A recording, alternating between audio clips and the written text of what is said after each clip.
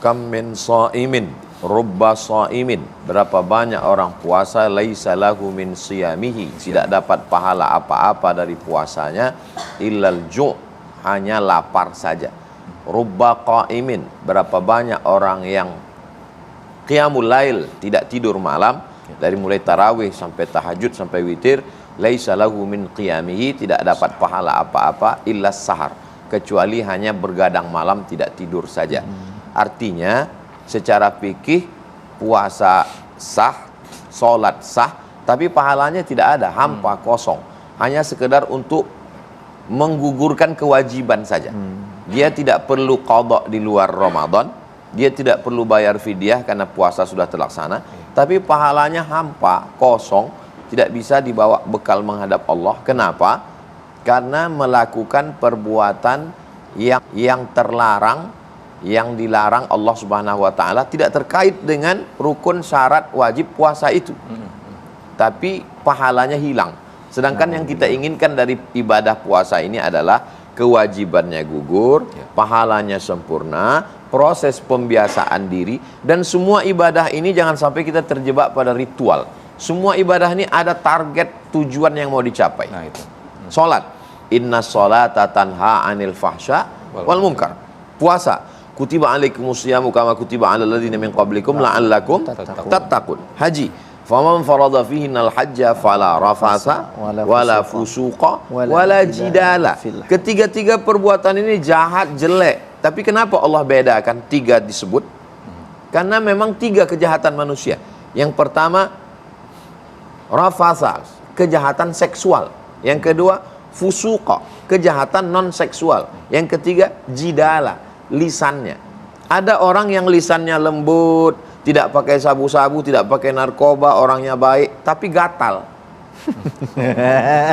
Seksual. Ada orang yang tidak gatal, orangnya sopan baik, tapi pelit, bakhil. Ada orang yang dermawan, tidak jahat seksual, tapi lisannya menyakiti hati. Maka ibadah ini ada target yang ingin dicapai. Yang paling lengkap, sempurna dari semua ibadah itu adalah ketika Allah mengatakan as-saumu li, puasamu itu untukku, wa ana ajzi bihi, aku akan membalasnya. Semua yang dinisbatkan kepada Allah menjadi lebih mulia. Bait, rumah, ketika rumah dinisbatkan kepada Allah menjadi baitullah, rumah Allah. Bukan Allah berdiam di situ, tapi Allah ingin memuliakannya. Abdun, hamba, rendah, tak punya apa-apa. Tapi ketika hamba itu dinisbatkan kepada Allah, dia menjadi mulia. Abdullah, Abdurrahman, Abdurrahim, Abdus Somad. Masya Allah. Begitu juga dengan puasa ini. Puasa itu dinisbatkan kepada Allah. Allah katakan as-saumu li, puasamu untukku. Allah tidak berhajat kepada puasa. Wa huwal ghaniyul hamid, Allah maha kaya, Allah maha terpuji. Tapi ketika dinisbatkannya kepada dirinya, karena ibadah yang paling minim riaknya adalah puasa. Kita yang tahu dengan Allah. Maka kita jaga puasa ini jangan dirusak dengan bersolek jahiliyah, pakaian membuka aurat dan seterusnya. Demikian Allah. Sebelumnya kita telah uraikan peta pembahasan tentang ibadah yang menjadi paket di bulan Ramadan, baik itu ibadah malamnya, khususnya terkait dengan sholat tarawih yang telah kita tuntas bahas, juga terkait sampai ke waktu sahar, waktu menjelang fajar yang didapatkan ibadah sahur dengan turunan detil pembahasannya, baik itu makannya yang melahirkan keberkahan, istighfarnya, doanya. Saya sangat berharap Anda bisa mereview kajian sebelumnya jika memang baru bergabung di pertemuan saat ini, supaya bisa lebih mendapatkan informasi yang luas dan ketersambungan dengan pembahasan kita saat ini. Kemudian sampai di fajar, maka muncul ibadah yang paling pokok, itu ibadah siang yang dijalani sampai tiba waktu maghrib itu. Dan kita telah uraikan kegiatan Rasulullah SAW terkait dengan isian amalan yang dikerjakan di waktu siang ini, fajar sampai dengan maghrib. Umumnya ada isyarat kita untuk memperbaiki diri dengan sifat koreksi, menghadirkan kelembutan. Ada yang terkait dengan sifat berbagi materi, baik berupa harta benda yang sifatnya bisa dinilai dengan hitungan seperti uang, ataupun materi yang dikonsumsi seperti makanan atau yang digunakan dalam tubuh seperti pakaian dan semisalnya. Kita sudah bahas ini pula. Kemudian terakhir kita selesaikan dengan interaksi bersama Al-Quran dengan 3 pendekatan qiraah, bacaan, tilawah, kajian, juga tahfidz, hafalan. Dalam konteks mengerjakan seluruh paket ibadah ini, baik malamnya sampai dengan kesaharnya, juga konteks siamnya, maka Nabi memberi isyarat ini semua tidak akan sunyi dari tantangan yang harus kita lalui, yang dengan tantangan dimaksud Allah akan menguji sejauh mana kesungguhan kita untuk menunaikan ibadah. Jadi kalau kita mengambil rumus dalam Al-Quran, di surah misal saja, ketiga Ali Imran ayat 142, ya, paling kiri sebelah atas di mushaf. Saya ambil satu ayat dulu karena ada nanti beberapa uraian lain, tapi ini yang paling spesifik dengan bahasan kita. Ya, Allah menyampaikan, Bismillahirrahmanirrahim, am hasibtum an tadkhulul jannata, apa Anda duga akan begitu mudah untuk bisa meraih surga, mendapatkan kesuksesan yang belum tampak itu? Ya, bukankah puasa di antara harapannya ingin mengumpulkan pahala banyak supaya bisa meraih rahmat Allah, dengan itu mendapat surga dari pintu Ar-Rayyan, kan? Apakah mudah mendapatkan itu semua? Walamma ya'lamillahu alladhina jahadu minkum wa ya'lamas sabirin.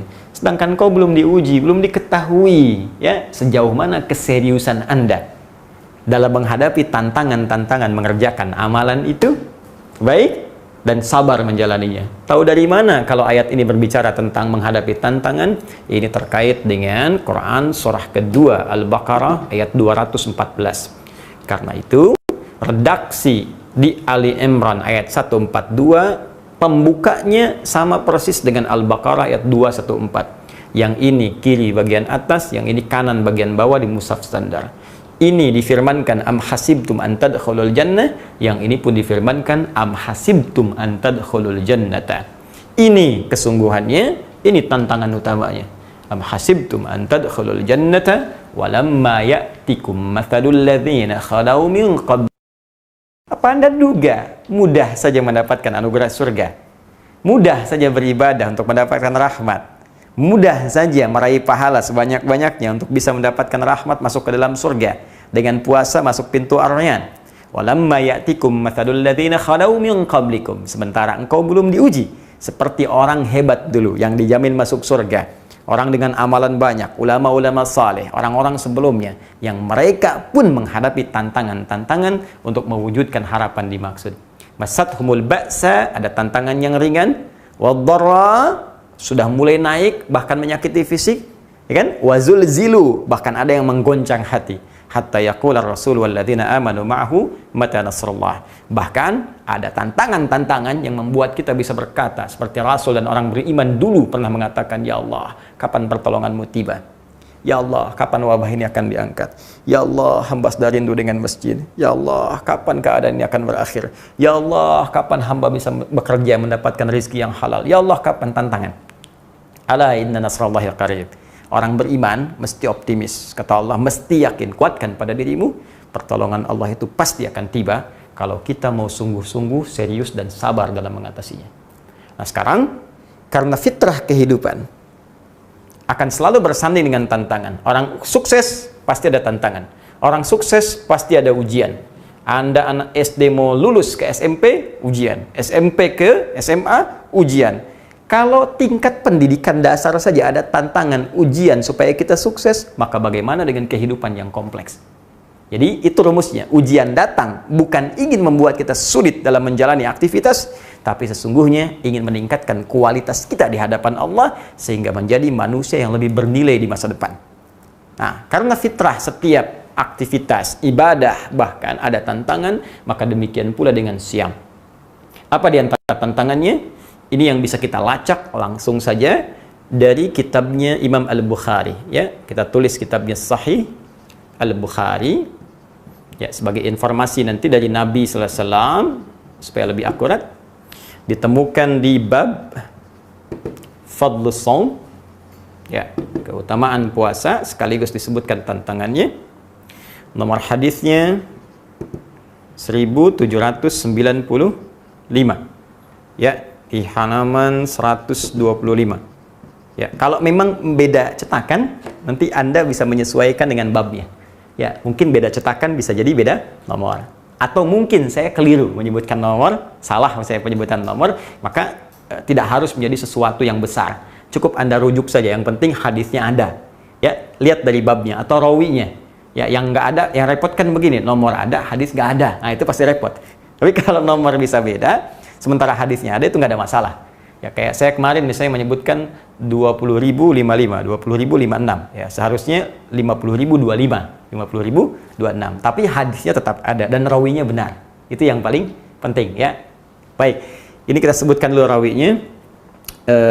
Ini di kitab Al-Bukhari, maka kita tuliskan Al-Imam Al-Bukhari menerima an Abdullah bin Maslamah. Ya, supaya terlacak sanadnya, Ibnu Maslamah. Abdullah bin Maslamah menerima dari Malik. Ya. An Malik. Malik menerima dari Abi Zanad. An Abi Az-Zanad. Baik.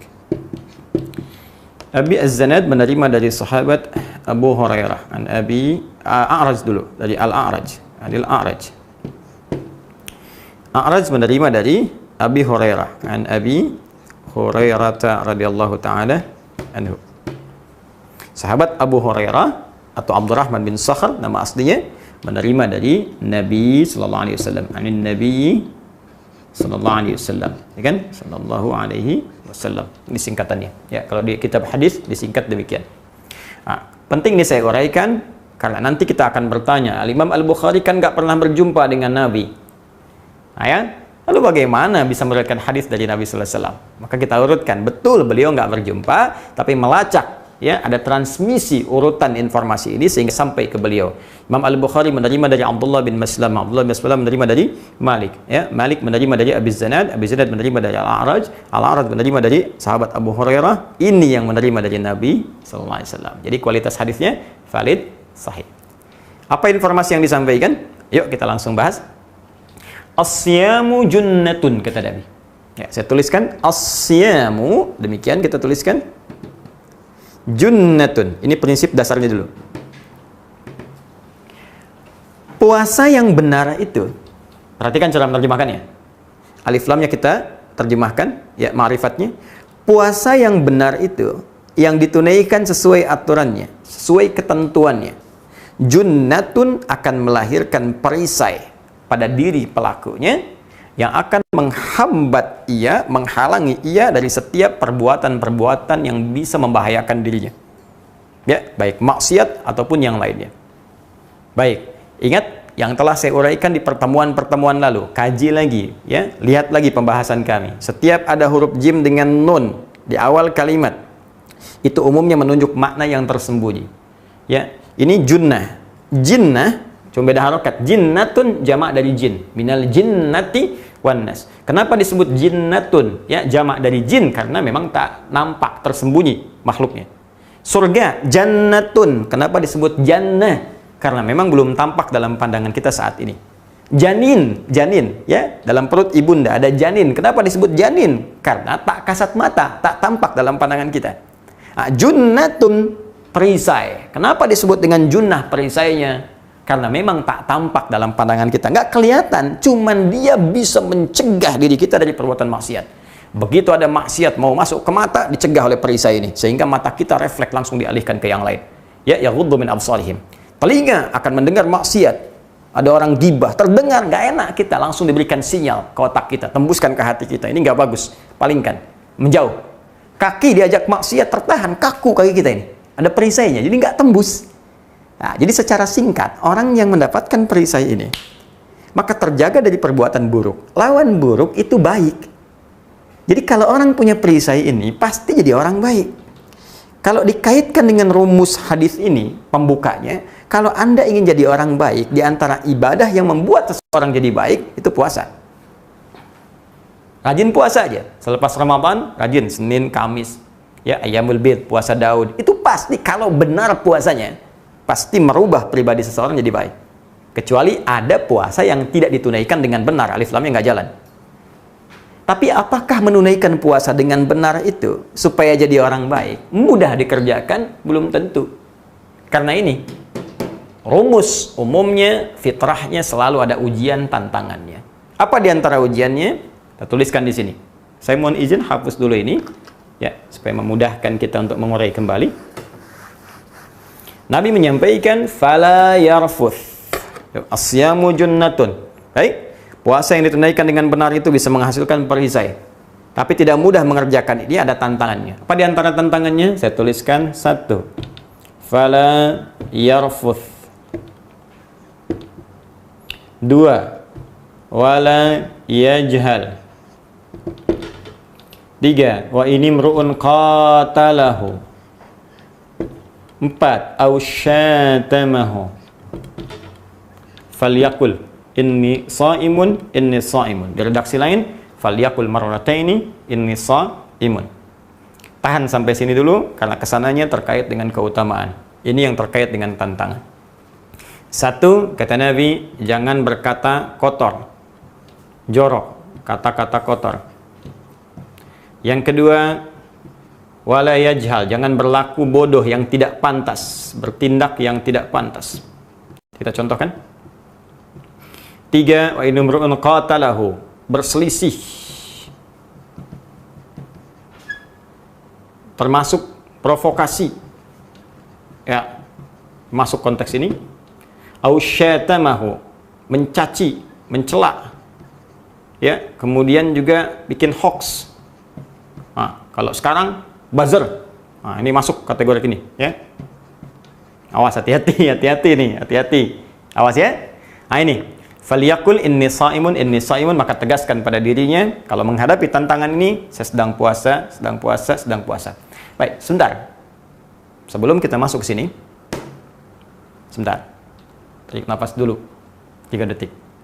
1 2 3. Fokus lagi. Bila kita perhatikan, di sini kita tidak dapatkan tantangan berupa hal-hal yang konsumtif misalnya. Ya, makan, minum, atau tantangan yang sifatnya biologis, hal-hal seksual, kebutuhan seksual, biologis. Padahal ini sama-sama tantangan juga, ya kan? Betapa banyak orang waktu sedang berpuasa lihat makanan, tiba-tiba sudah pengen buka, ya kan? Jalan, olahraga pagi-pagi habis subuh, gitu kan? Tercium bau makanan dari satu restoran, masya Allah, udah lihat jam, berapa menit lagi maghrib ya? Padahal baru subuh. Minuman juga demikian, ya kan? Hasad seksual juga demikian. Karena itu jadi tantangan, dilarang saat puasa. Namun kenapa yang ini tidak banyak diungkap, dibahas, sedangkan ini yang ditekankan, bahkan menduduki hal yang sangat penting tentang hadis-hadis puasa. Teman-teman sekalian, secara sederhana, karena memang bagian yang pertama ini, minum, makan, hubungan biologis, ini yang disebut dengan muftirat namanya. Ya, hal yang membatalkan puasa. Terkait hal yang membatalkan puasa, berlaku untuk semua orang.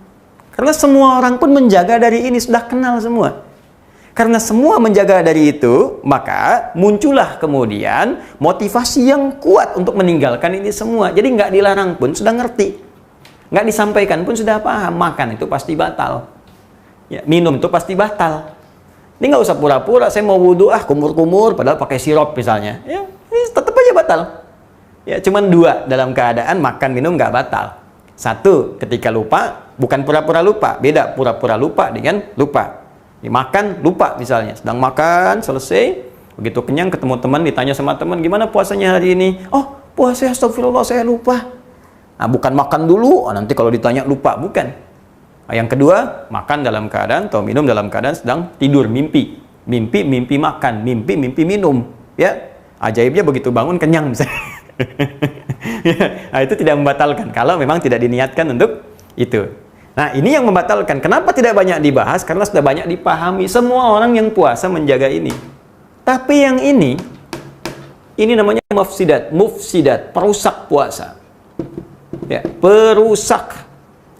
Perusak itu kan nggak semuanya mengalami ini secara keseluruhan. Kalau ini dihadapi oleh keseluruhan, karena setiap hari itu yang dijaga.